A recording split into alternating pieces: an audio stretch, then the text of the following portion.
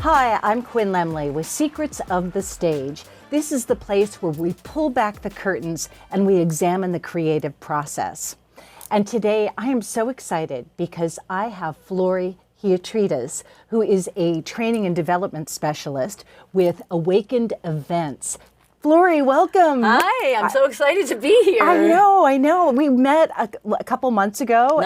Not even. And here we have this great dialogue already started. And the minute I met you, I knew I needed you on the show. That's what happens. That's what the law of attraction is, right? That's right. And that's WTBF, waiting to be found. I love that. Yeah. I love that. Most people waiting to be found. Yes, I'm waiting to be found, And Flory. I found you. I found you. Yes, you did. So, Flory, tell me, you've had 3 companies, more in the technology business side, and now you're more in mindfulness. Tell me about your journey and your process and how you got to do what you're doing now. Absolutely. I'm just going to make one adjustment to what you just asked because Please do. I have been in technology and business, but now I'm not more into mindfulness. I have integrated mindfulness into business or infused it. I like kind of that word. That. Right, because that's really the secret sauce, secret weapon to being happy is mindfulness combined with our business techniques and topics. So the first 40 years of my life, analytics, deduction, math. My undergrad's math, computer science, MBA finance, 2 doctorates, all analytic, all deduction. And now you're a goddess of finding people and finding your path. Well, listen, like my slingshot, the further back you go, the further forward you go. Yes. So I was doing great, living a very see it and believe it kind of life. Very analytical deduction, algorithm, mathematicians. We add it up, we solve it, QED, it's done, it's figured, it's manageable, it's quantifiable. And then you realize life doesn't work that way. Right. So literally, when I turned 40, I was expecting my first child. I was married. And because I was expecting, I was going to sell my company, which I had built from the ground up. Wow. And it was a lot, but I realized I wanted to be a mom. So my husband at the time, my ex-husband now, we sold my company. And I was headed to Japan because that's who I sold it to. But I was excited because I was pregnant and I was selling the company because I was having a baby. Literally on April 6th of the year 2000, that given day, my dad passed away suddenly. I miscarried and had to get on a plane to Japan. Come home from Japan, no company, no dad, no baby. It's crazy how life throws things at us, right? Just when, again, algorithmically, everything was working and adding up. So now the only reason I had sold the company was because I was expecting a baby. A baby, right? So now I come home to immense loss. And my mathematical equations, if you will, and those of you who know simultaneous equations, it was not enough to solve this situation. So literally for the last almost 3 years now, I've been studying mindfulness, spirituality, healing modalities, and I have now integrated that with my previous life of business productivity and performance management. So my goal is really as a facilitator, entrepreneur, performance coach, is to get people to perform at their highest, which really means happiness. Right. That's all everyone wants. And how do you define happiness? So it's crazy. You can ask people a million which ways, but at the end of the day, they want the feeling that they think what they want will give them. So let me just back up a second. People think they want the marriage, the relationship, the husband, the wife, the sex, the car, the plane, the boat. I heard someone the other day said they want a submarine to make them happy. No, are you serious? Yeah. A submarine and a ranch, actually. Why? I don't know what's going on there. Maybe, I don't even want to speculate. Maybe some Jules Verne. Yes. Right? I don't know. But the point is, we really don't want those things or even those relationships. We really want the feeling those things will give us. So, and that feeling is complete happiness, peace, joy. But that translates, and we'll talk about in a moment all the pieces, it translates into financial abundance. It translates into emotional abundance. It translates into abundance in every area of your life. Well, so, abundance is the whole picture. It's wealth. Yes. But not just monetary wealth. Right. Physical wealth, relationship wealth, spiritual wealth. Yes. So I realized that the paradigm of see it and then believe it, which is what I was taught and trained as a scientist, is really completely opposite. The real paradigm is you believe it and then you will see it. Yes. But if you can combine that mindset, as my poster says here, mindset is everything. Yes. If you can combine that mindset with analytical, deductive, problem-solving skills, now you've got it. Wow. You read so many books and tried out so many modalities. Can you talk about the people that influence you and how you've put this together? Absolutely. So previously to the mindfulness discipline, if you will. The analytics and deduction and the business productivity, right? That I had been teaching forever. Right. So now to infuse it, you're basically saying, like, who were my inspiration? And one of them for sure, and probably the first and probably still most important to me, is Esther, Jerry and Esther Hicks. Yes. If people have heard of this, Ask and It Is Given. So this was like after The Secret. People heard of The Secret. Yes. But unfortunately, The Secret made it sound like you go into your room and you just hope and pray for a car. Hope and pray, and right. Right. What people don't realize is it's inspired action. Right. So you need to understand manifestation techniques, but then they have to be fueled by inspired action.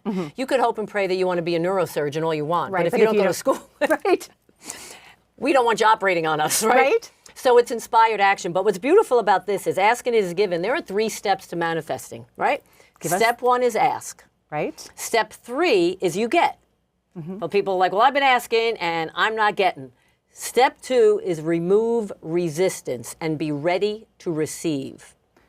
And that is being open to hearing that inner voice and seeing the signs. Part A. Okay.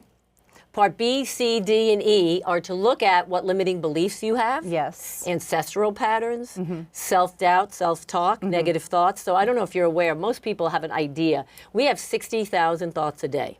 Yes. You want to guess how many for the average person are negative?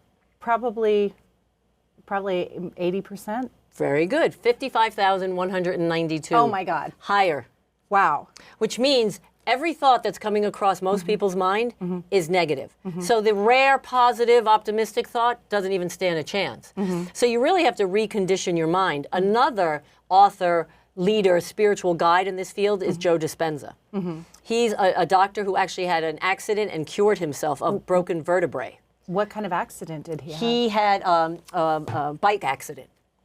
And wow. I brought one of his books here, You Are Your Own Placebo. He also wrote a book called Supernatural, where you can actually heal yourself. What I love about Joe is he actually connects people to equipment, and when they're thinking positive thoughts, their cells are regenerating. Right. And negative thoughts, the opposite is happening. The reason we don't manifest is because we have resistance. But there's 4 areas that we can have resistance in: our thoughts, words, actions, and beliefs. So thoughts, words, actions, and beliefs have to be going in the same direction. The problem is most people are thinking one thing, saying another, believing another, and doing another. Yes.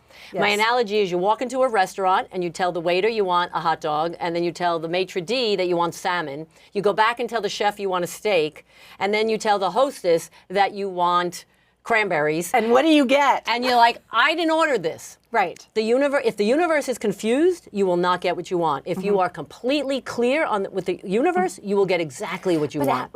Sometimes we're not clear about what our deepest desires are. We think that we want something. How do we get to that place where we're so clear and so in tune with the universe and what our deepest desires are? So initially, it's a little bit of practice, right? Just practice getting rid of some of those negative thoughts. You know, we talk about clarity.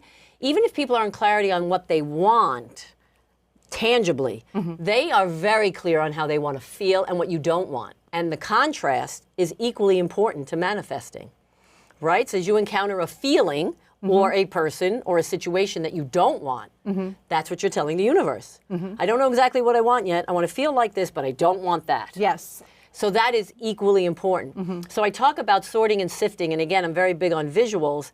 You know a strainer, what it looks like? Yes. Another word for a strainer is a sieve. Right. Oh, I love the sieve. Yes. Right? So when people talk about being responsive, Sieve. that means before you speak, and we're going to talk about emotional intelligence, you want to Right. take a step back and think about it. You want to sort and sift. What is a technique that somebody can sort and sieve? Right, so they have to be aware. So first of all, awareness is key. It's another way of saying intention, right? In business world, that would be like saying we set goals, Right. Right? But the equivalent in the mindful world is about setting intention. So it is to be aware. So I have to back up and talk a little bit about emotional intelligence because that is one of my favorite topics. I love it. One of my books here too is on emotional intelligence. So when I ask people, And who wrote the book? this one, David Walton. Okay. But there's so many books on emotional intelligence now. Way back, it was like just people thought emotional intelligence was just understanding their feelings and other people's feelings. But it is so much more than that. Like, you've heard of emotional intelligence. Of course. How would you define it or say that emotionally intelligent people are? self-aware, aware, they're connected. So think of what you just said. If I am all those things, and I'll add a few more, but if I'm all those things, you asked me the question of how do I sort and sift? And I'm saying that if you're emotionally intelligent all the time, that happens naturally. I want this, I don't want this, I want this, I want to bring more of this into my life. Saying it, mantras, there's so many techniques. But emotional intelligence basically has 5 components. Do you want me to tell you those 5? Yes, please tell me. Okay. The first one is... They can't wait. You can tell them to the camera. Which way? Right here, that's your camera. Here we go, the Okay. 5. And they're in the order that makes sense and is appropriate. So self-awareness, self-regulation, motivation, trust and empathy, and social skill. Let me give you a little bit on that. Awareness. We'll talk about, I use the Myers-Briggs type indicator. Yes. There's a lot of instruments. I like MBTI because it's about preference, not behavior. They might not know, you're talking very fast, so they might not know what Myers-Briggs is. I think I'm a feeling... Extrovert. Extrovert, yes. Yes. The MBTI has 4 dimensions, and it's to help you identify your natural by nature as opposed to nurture. Nurture is how you develop and cultivate it, right? Right. Nature is how you're born. Right. So what we want to know is who are we by nature? Right. So that we don't always show up by nature because not every situation wants us the way we Right. are. Yes. So let's say by nature, which I am, an extrovert. Right. That means I get my energy outside of myself, right? I am aware that I am extroverted, which means if I'm surrounded by a group of introverts, I have to adjust my Right. behavior. Of course. So step 2 is regulation. But we can't regulate what we're not aware of. Right. So if we think the whole world is like us, we're not regulating anything. But we're also not selling the house, convincing the jury, convincing the topic, the students, whatever. We're not getting the outcome we want. That's why we're repelled by people when they push their modality on us. In any of these dimensions. Right. We're just talking about the energy one. Right. So if I went through those 5 elements of emotional intelligence, one is I'm an extrovert. I admit it.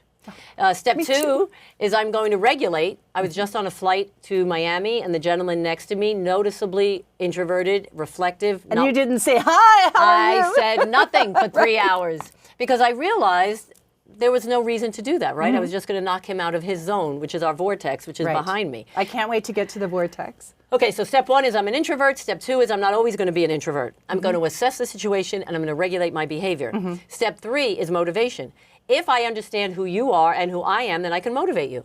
I motivate extroverts different than I motivate introverts. If I told you to go, you worked for me in my story, and I said, Quinn, you're going to go to a seminar for 3 days, no talking, all reflection, note taking, no dinners, no lunch. Look, I've sapped the energy. I have no energy. And I've taken you right out of your zone. Yes. But if you were an introvert, I sent you that seminar, you'd be, that's Yes. great. Okay. So you can't motivate people if you don't know who they are. Right. Step 4 is trust and empathy. You're not going to trust me, and I can't have empathy for you if I can't walk in your shoes. Right. You know, walk a while in my shoes, but I can only do that if I know who you are. And the last thing is social skill, which is networking and building relationships. You cannot do that if you don't understand people. So in the MBTI, the introvert-extrovert is just one dimension. I'll give you one more dimension. There are 4, but this is not a training class. Right. Even though I'm ready to get up and, you know, go to posters.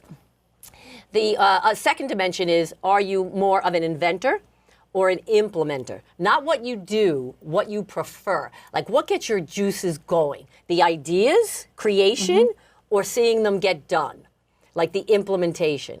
I understand that when we have ideas, we like to see them carried through. But if I told you right now, you can spend the rest of your life brainstorming or the rest of your life implementing. Brainstorming. See, I pushed you because I said the rest of your life. You were like, well, I like implementation because it gets my idea done. Right. But as soon as I pushed you to an extreme, okay, so now, and so am I. In Myers-Briggs language, that's called intuitives. We are big picture, visionary. Yes. We get excited by the forest. Yes. Not the trees. Yes. We know the trees are important. Yes, but, but we get let somebody else water them. Right. Or the tulips. The tulips are watered. So you don't have to have all the skills. You surround yourself with people who compliment you, but you have to be aware that you don't have that skill. So when you go to bed at night, I will bet when your head goes on the pillow, you do not have to say, I wonder if I had enough great ideas today. No. I wonder if I started enough new projects. No. That's what happens because that's who Quinn is. Quinn and Flory go to bed saying, did I start too many projects today? Yes. I have to make sure that I don't freak out everybody who works with me because I start, okay. So emotional intelligence is knowing who you are and then knowing to complement who you are, regulate, hire people, fill in the gaps. That fill in you're not. But what most people, this is why I love my pieces behind me and how this is such a puzzle and we're so integrated. You can't stay in the vortex, which I'm defining as joy and happiness, if you don't know who you are and you're not emotionally intelligent. It's impossible because the world is going to ask you to be and do things you're not comfortable with. If you don't practice those things, you're going to be knocked out. That's how these pieces connect. So if you want to be in joy and happiness, it is a matter of having tools in all the pieces of your life. Right. So emotional intelligence, this all started because you said, how do you sort and sift? Yes. And I said, if you're not emotionally intelligent, it's going to be hard to sort and sift. So it's not enough to know, you have to know how. Exactly. And that's why it's called know-how. Oh, right? Because go. if you don't, and because my training was so scientific, I ensure that people are given tools.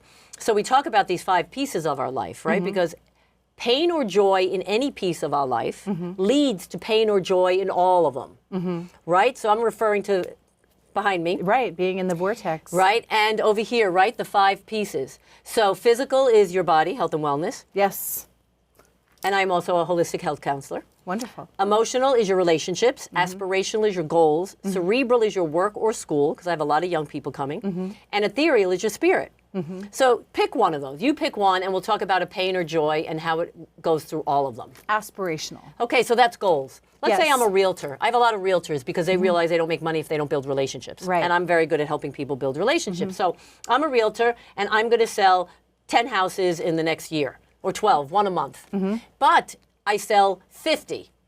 Right? In other words, I've exceeded my goals. That all the other pieces are going to feel it. Yes. Right? My spirit's Yes. going to rise. I'm going to have a better dinner. I'm going to have a better date with my husband or kids. Yes. Everybody, the kids can ask you anything. Sure, you want pizza tonight with Right. friends? Because what's happening is that joy puts you in your zone, your vortex, and you're protected. Now pick a different puzzle piece. Let's talk physical. A lot of people have physical problems. So I was going to say a pain in physical, right? I'm dealing with, working, helping, assisting, learning from several people who have cancer. So cancer starts off at a physical diagnosis. It starts off as physical pain, right? Does Right. it affect the rest of your life? Yes, of course. Every one of them. Your Everyone. relationships, your Right. work, your goals, your finances, your spirit. Everything. So to not think of your life as a puzzle is a disservice. And what I love about the puzzle is they are so integrated. You don't want to separate those pieces. No. You want to integrate them. I'm interviewed a lot, and someone said to me, Flory, what are your hobbies? And it took me for a moment because I was having a hard time. And I wasn't having a hard time because I don't have hobbies. I was having a hard time because I don't define them as hobbies. Because hobbies are something you do when work ends. Right. And everything I do is integrated. So is mine. So is mine. So for example, a hobby is water skiing. Well, and you live on a lake. And I live on a lake. But while I'm water skiing, I'm creating. Me I'm too. thinking, I'm brainstorming. So is that work? I don't know. No, it's all of it. It's being in the divine zone. Right, but it's water skiing, so it is physical activity, right? And it's mental because you have to. And I am navigate. creating, and I'm with my kids on the boat, so it's relationship. Right. So my point of the story is we want to start looking at our lives where activities can integrate these pieces. Because when one goes up, they all go up. I love it. You know, I work out with my daughter. We went to Aruba, and we worked out every day together. I'm like, oh my gosh. How fun. And I was doing Instagram posts from there, and I was like, this activity covers every piece. I'm working out with my daughter, Doing achieving marketing. my goal, doing marketing, and being Right. uplifted. And it's one activity. Right. So people say, Flory, you know, I have several companies and homes and exciting projects. I'm like, how do you do it all?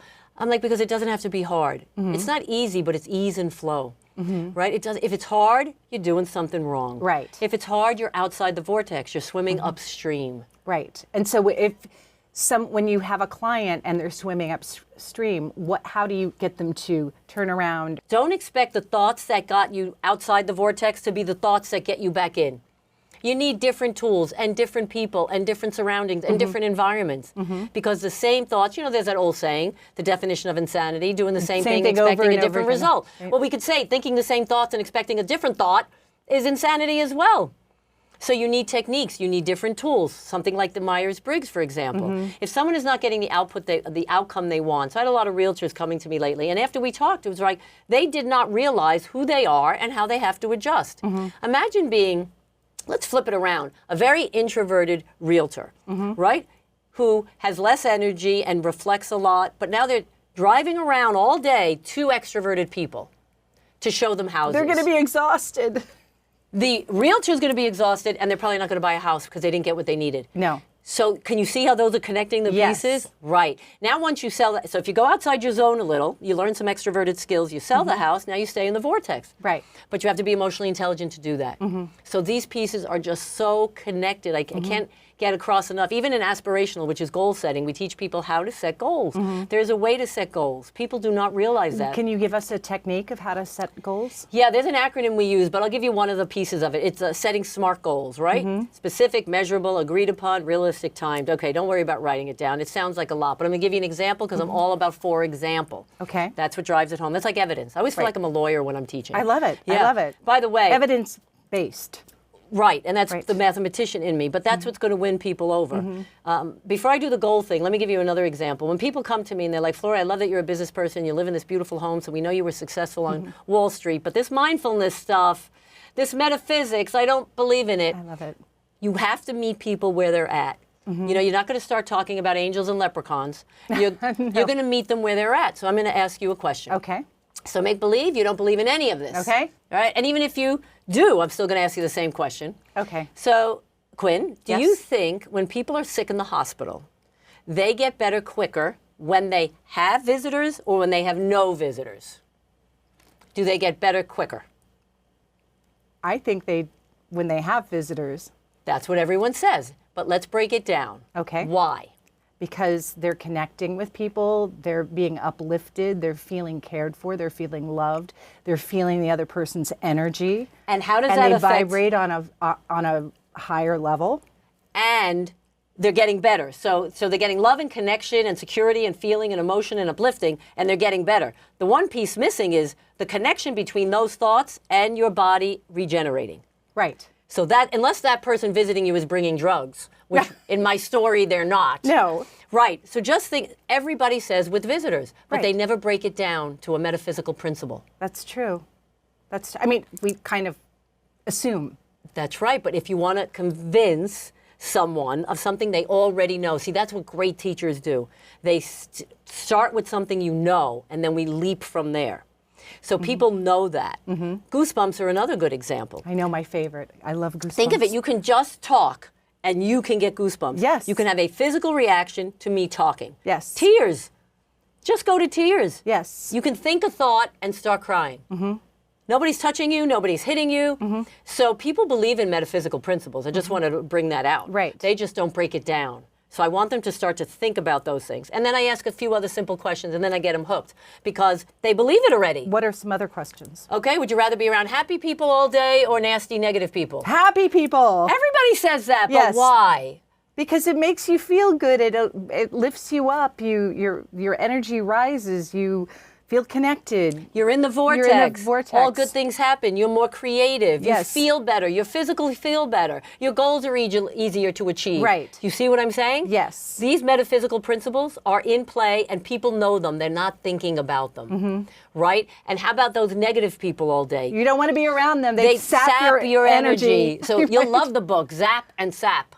Oh, who wrote Zap Zap? with a Z. I forgot the author. I used to use it in my seminars, right? Do you want to be a zapper or a... Sapper. Right. And it affects all of these. So what people don't realize is I am giving you full deliberate choice to get rid of some of those people. When you choose, you get complete freedom. And if you look at the word deliberate, make deliberate choices, liberates in the word. That's true. So if you want freedom, deliberate choices. But the key to setting goals is to make sure that your goals are aligned with your destiny and that they are feeding you. Let me give you a quick example. Stephen Covey. Yes. 7 Habits, Highly Effective People, First Things First, business author. He tells a great story, and I'll make it very quick. Guy's painting a house, and it's going to take 5 hours to paint the house. Or you're painting your house, and it's going to take you 5 hours. You pull your ladder back because you finished the house in 3 hours. So how are you feeling? Great. You pull your ladder back, and you look, and you're like, oh, no, I painted the wrong house. No. Now, metaphorically, this is in my head all the time. Right. In other words, if you go through life painting the wrong house, all of them, they'll be painted well, but they're not the right houses, so you're not going to get paid. In other words, there's a difference between doing things right and doing the right things. You could paint someone's house right, correctly, but if it's the wrong house, who cares? So, Flory, we are wrapping up. Oh my goodness, I can't believe it. This has gone so quickly. I know. So, how can people reach you? What Yes. are you offering? You're offering seminars, your weekend getaways at your winery and your beautiful and virtual place. seminars. So the name of the company is A Wakened Events, abbreviated as awe, because who doesn't want to have awe inside of us? And as you Yes. look at my logo, it is an alarm clock, like wake up, live a life by design, not default. What's really exciting and coming on the horizon is I'm creating a one-year academy Marvelous. for ages 18 to 28. It can be instead of college, before college, or after college. It is that's marvelous. lifelong life skills and support. Wonderful. It's going to be a cohort program, so that's very exciting. But you can find me on social media. My website is a-wakened-events.com. And social media, Instagram is a_wakened_events. And Wonderful. I am everywhere, and I am so excited to be, transforming lives as they transform mine. A Yes. blessing is never one way. Well, it's a circle. It's a dance. It is. Let's leave them with a few thoughts. What are some things that you would like people to take away? I'm going to quote Esther. Okay. Your awareness of what hasn't happened keeps what hasn't happened from happening. From happening.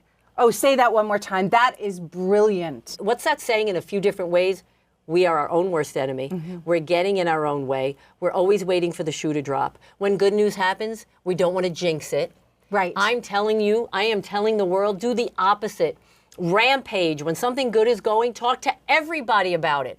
Yes, I've been doing that today. Yeah, energize. People are like, I'm just waiting for the other shoe to drop. That's 55,192 negative Yes. thoughts. Yes. No, rampage. Tell everyone. And I want to just take that back a little. Maybe don't tell everyone. Tell people that are like-minded. That are going to lift you up. That are going to lift you up. And Yes. that's what this saying is saying. So here we go. This is our ending.